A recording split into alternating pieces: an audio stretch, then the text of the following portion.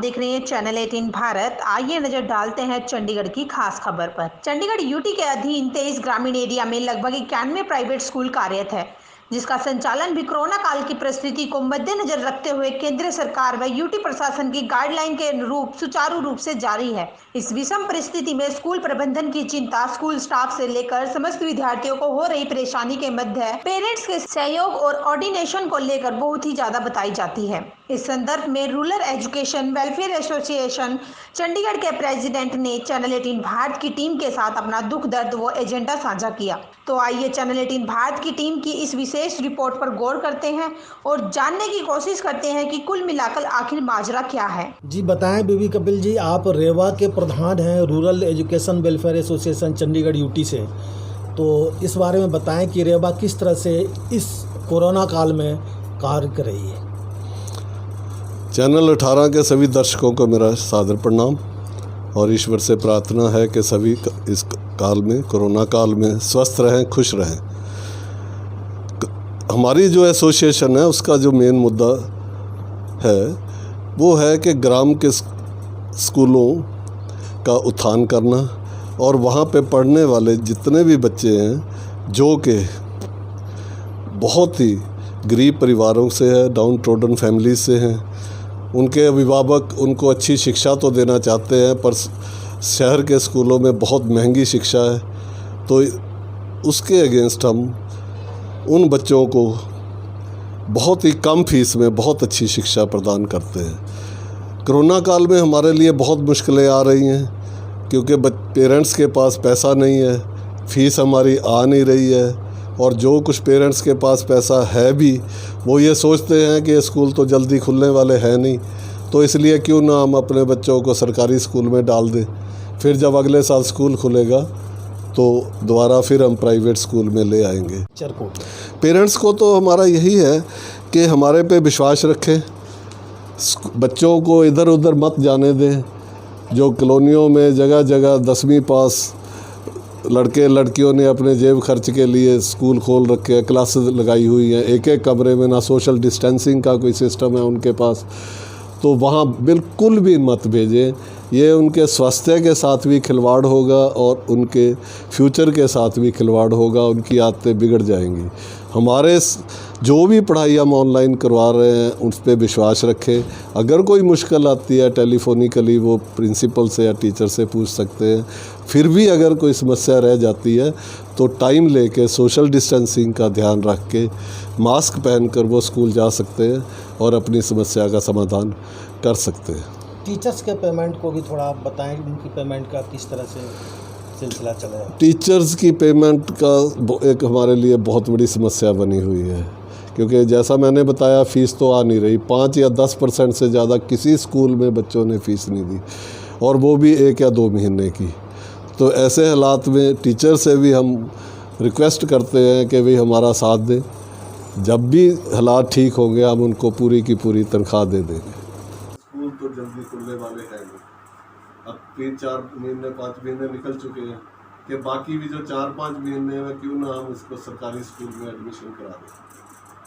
तो और हमारे लिए फ़ीस की प्रॉब्लम खड़ी हो जाती है। मेरा अपना विचार है कि ऐसे समय में जब स्कूल खुले तो बच्चों का कुछ ना कुछ टेस्ट लेके ताकि उनको भी हो कि हमारा एग्ज़ाम हुआ है। उसके बाद छोटी क्लासेस का तो एटलीस्ट उनका साल खराब नहीं करना चाहिए। नेक्स्ट ईयर उसको ज़्यादा मेहनत करके अगली क्लास में स्टडी करवाई जा सकती है। बहुत बहुत शुक्रिया, धन्यवाद। एक मेरी तरफ से और है जो मैं सारे पेरेंट्स को, सारे टीचर्स को और सारे स्कूल के संचालकों को संदेश देना चाहता हूँ कि ऐसे मुश्किल घड़ी में सबके साथ हिम्मत रखें। रात भर का है मेहमा अंधेरा, किसके रोके रुका है सवेरा। रात कितनी ही घनघोर होगी, सुबह उतनी ही रंगीन हो। और इसके साथ ही आपका दृढ़ संकल्प अगर होगा, आपकी हिम्मत पूरी होगी तो सब कुछ ठीक होगा। वो दिन फिर दोबारा आएगा जब स्कूलों में बच्चे तिल चलाएंगे। क्या समस्याएं हैं, फीस आ नहीं रही और टीचर्स को हमें देना पड़ रहा है, सारे बिजली पानी के बिल, बैंक की किस्तें, सब खर्चे हमारे वैसे के वैसे ही चल रहे हैं। तो ऐसे में किस तरह से कोऑर्डिनेशन हो रहा है, टीचर किस तरह पढ़ा रहे हैं, स्टूडेंट्स को किस तरह की शिक्षा मिल रही है, किस तरह मिल रही है? हमारा मेन उद्देश्य है कि चाहे हम मुश्किल में हैं पर किसी भी बच्चे के भविष्य के साथ हम बेइंसाफ़ी नहीं कर सकते। तो इसलिए जितना भी हमारे से हो रहा है, लाइव क्लासेस तो लगा नहीं सकते क्योंकि हमारे बच्चों के पास या उनके अभिभावकों के पास लैपटॉप वगैरह की सुविधा है नहीं, तो ऑनलाइन स्टडी करवा रहे हैं। जैसे जैसे नए नए ढंग से वीडियो तैयार करते हैं, वीडियो तैयार करके उनको अपलोड कर देते हैं, तो बच्चे वो देख लेते हैं क्योंकि हर समय उनके पास मोबाइल होता नहीं, पेरेंट्स अपने साथ ले जाते हैं। तो इस तरह हमारे टीचर्स इंतहा मेहनत कर रहे हैं। तो मैं सभी अभिभावकों को, सभी टीचर्स को और सभी स्कूल के संचालकों को यही कहूँगा कि हिम्मत मत हारना, दृढ़ विश्वास के साथ आगे बढ़ते रहना। रात भर का है महमा अंधेरा, किसके रोके रुका है सवेरा। रात जितनी भी घनघोर होगी, सुबह उतनी ही रंगीन होगी। फिर भी अगर आपकी हिम्मत कभी हारते हैं तो मेरी बात याद रखना। मेरा आपसे अनुरोध है कि एक बार ज़रूर दशरथ माझी को याद कर लेना, जिसकी हिम्मत और दृढ़ विश्वास के कारण पहाड़, बड़ी बड़ी चट्टानें भी नतमस्तक हो गई थी और झुककर उसके आगे अपना रास्ता उसको दे दिया था। इसके साथ ही कपिल जी, इसको थोड़ा सा आप और इसका वर्णन करेंगे? दशरथ माझी जी की जो ये आपने बताई है, हाँ, ये कब की बात होगी? है ये काफ़ी कई साल पुरानी बात है। वो मेरा ख्याल है बिहार के थे। तो उनके गांव से जब वो जाने के लिए बहुत पहाड़ रास्ते में आते थे, तब वो जाके सिटी में हॉस्पिटल में ले जा सकते थे। उनकी मिसेज बीमार हो गई पर वो उसको वहाँ तक पहुँचा नहीं सके।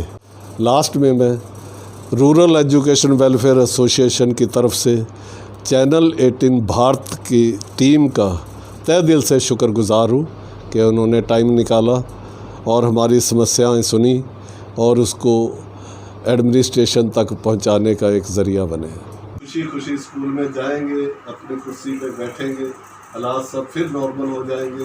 हाँ, अगर कभी हिम्मत आपकी डगमगाए तो मेरा आपसे अनुग्रह है, पेरेंट्स से भी है, टीचर से भी है, स्कूल के संचालकों से भी है कि वो दशरथ माझी को ज़रूर एक बार याद करें, जिसकी हिम्मत और दृढ़ संकल्प ने बड़े बड़े चट्टानों को, बड़े बड़े पहाड़ों को भी नतमस्तक होने के लिए मजबूर कर दिया था और सब तोड़ ताड़ के उसे रास्ते निकाल दिया। बहुत बहुत शुक्रिया।